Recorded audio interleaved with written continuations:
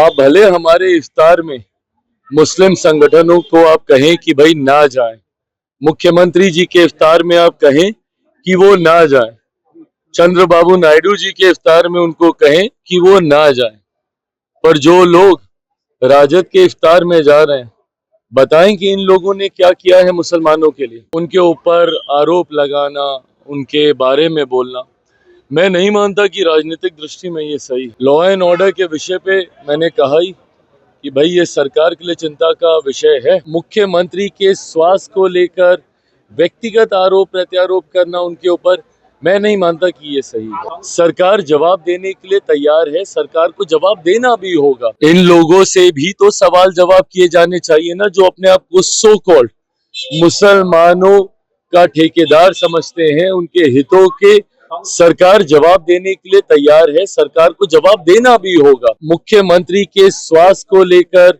व्यक्तिगत आरोप प्रत्यारोप करना उनके ऊपर, मैं नहीं मानता कि ये सही है। नमस्कार, स्वागत है आपका लाइव बिहार में। मैं आपके साथ थे संजीव सिंह के। इन दिनों बिहार में दावते इफ्तार पार्टी का आयोजन कई पार्टियों के द्वारा किया जा रहा है, लेकिन देखिए कई ऐसे मुस्लिम संगठन है जो मुख्यमंत्री नीतीश कुमार के साथ साथ चिराग पासवान का विरोध कर रहे हैं दावते इफ्तार को लेकर के। साथ ही आपको बता दें कि बिहार में इन दिनों विपक्ष मुख्यमंत्री नीतीश कुमार पर बढ़ते अपराध को लेकर के हमलावर है। नीतीश कुमार पर व्यक्तिगत हमले भी कर रहे हैं, कह रहे हैं कि नीतीश कुमार अचेत अवस्था में। वहीं सुशांत सिंह राजपूत मामले को लेकर के भी बड़ा अपडेट सामने आया है। उसको लेकर यानी तमाम जो मुद्दे हैं उसको लेकर के जब चिराग पासवान से सवाल किया गया तो चिराग पासवान ने जमकर हमला किया विपक्ष पर। उन्होंने कहा है कि नीतीश कुमार पर व्यक्तिगत हमला नहीं करना चाहिए। वही उन्होंने मदनी साहब से भी कहा है कि उनका जो संबंध है, पहले हमारा बहुत अच्छा था संबंध, लेकिन अगर उनको किसी दूसरे पे विश्वास हो रहा है तो उसको लेकर के हम क्या कुछ कह सकते हैं।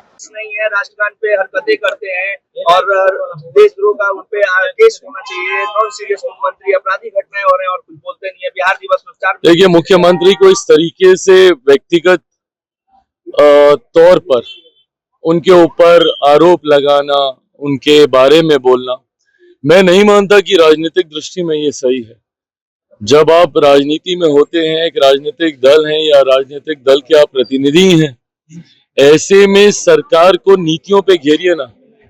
लॉ एंड ऑर्डर के विषय पे मैंने कहा ही कि भाई ये सरकार के लिए चिंता का विषय है। बिहार में हम लोग सरकार का हिस्सा नहीं है, हम लोग के पास वो संख्या नहीं है कि हम लोग सरकार का हिस्सा होते। हम लोग और मजबूती से अपनी बातों को हम लोग रखते, जिस तरीके से केंद्र में हम लोग सरकार का हिस्सा है। पर हाँ, अगर कोई नीतिगत विषय पर आपको ऐतराज है, इन बातों को आप रखिए, मजबूती से रखिए। सरकार जवाब देने के लिए तैयार है, सरकार को जवाब देना भी होगा।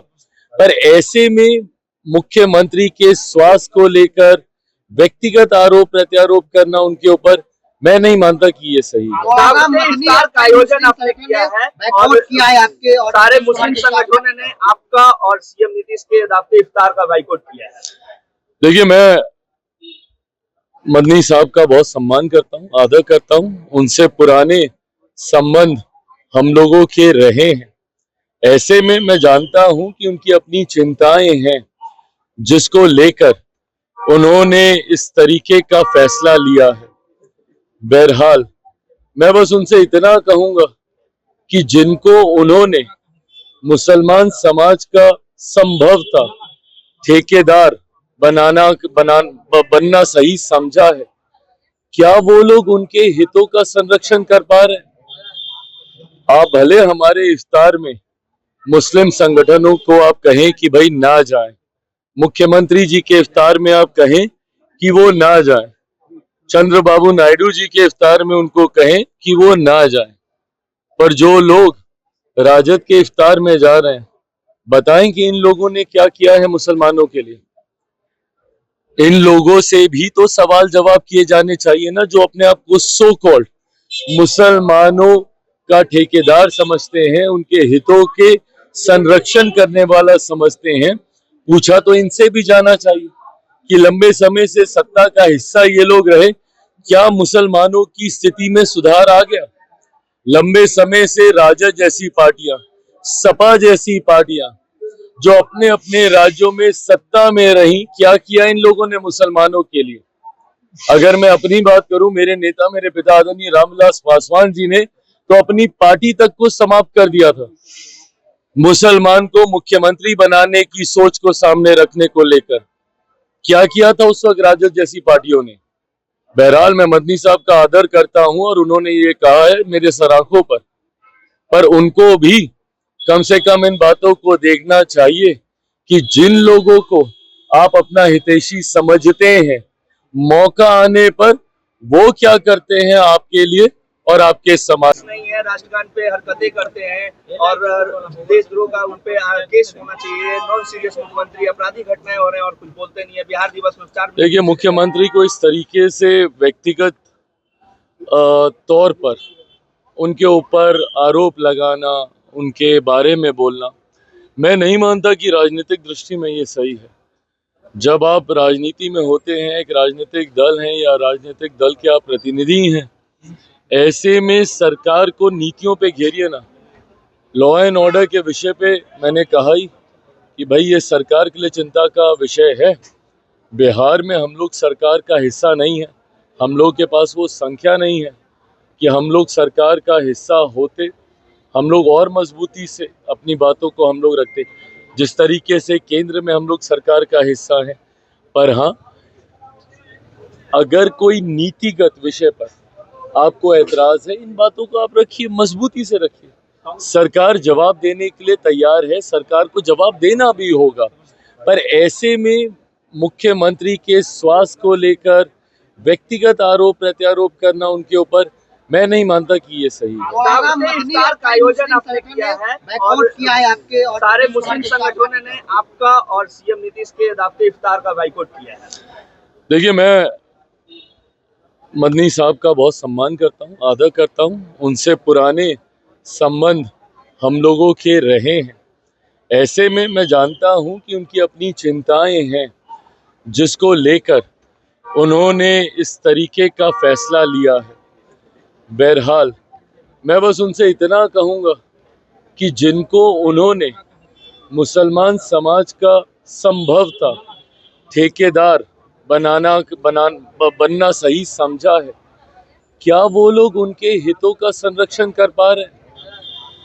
आप भले हमारे इफ्तार में मुस्लिम संगठनों को आप कहें कि भाई ना जाएं, मुख्यमंत्री जी के इफ्तार में आप कहें कि वो ना जाएं, चंद्रबाबू नायडू जी के इफ्तार में उनको कहें कि वो ना जाएं, पर जो लोग राजद के इफ्तार में जा रहे हैं, बताएं कि इन लोगों ने क्या किया है मुसलमानों के लिए। इन लोगों से भी तो सवाल जवाब किए जाने चाहिए ना, जो अपने आप को सो कॉल्ड मुसलमानों का ठेकेदार समझते हैं, उनके हितों के संरक्षण करने वाला समझते हैं। पूछा तो इनसे भी जाना चाहिए कि लंबे समय से सत्ता का हिस्सा ये लोग रहे, क्या मुसलमानों की स्थिति में सुधार आ गया? लंबे समय से राजद जैसी पार्टियां, सपा जैसी पार्टियां जो अपने अपने राज्यों में सत्ता में रहीं, क्या किया इन लोगों ने मुसलमानों के लिए? अगर मैं अपनी बात करूं, मेरे नेता, मेरे पिता आदरणीय रामविलास पासवान जी ने तो अपनी पार्टी तक को समाप्त कर दिया था। मुसलमान को मुख्यमंत्री बनाने की सोच को सामने रखने को लेकर क्या किया था उस वक्त राजद जैसी पार्टियों ने।